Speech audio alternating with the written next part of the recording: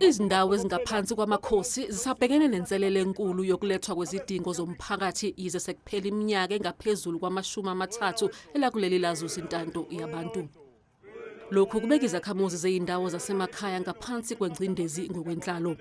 ISilo uMisuzulu kaZwelithini sithi sekuyisikhathi sokuba kube khona izinhlelo ezicacile zokusebenzisana phakathi kukahulumeni kanye namakhosi ukuze kulethwe intuthuko ezoguqula indlela izindawo zasemakhaya ezibonakala ngayo. Kuhle ukuzokwethula engwenyameni kodwa ke bese kuvela cha kusikho lokho kodwa umkhandlu njengenhlala yenzo uyazi umhlobo uhlezi uzozethula engwenyameni thina lapho sesiphekwa khoma manje sesila ngicabanga ukuthi mina besilo egameni ledlunkulu kuyisibusiso meya kithi usinikeza ukukhanya ukuthi phambili kuyakhanya.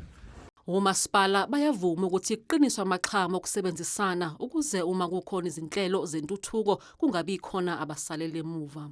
Sifisa nje ukuthi sithokoza kakhulu ngalokho nokuba iSilo ma sithandazela isizwe kunezikhathi ke ngaphandle kosuku nosuku la iSilo siya singene emthandazweni sithandazela isizwe ukuthi indawo yethu sithandazele nayo ibe nozinzo ibe nokuthula. Ingonyama ithi kunesidingo esimqoka ukuthi lezi inhlaka zombili okungumasipala namakhosi basingathi zingxoxo ukuze kubhekwane nezinselele ezikhungethe izakhamuzi.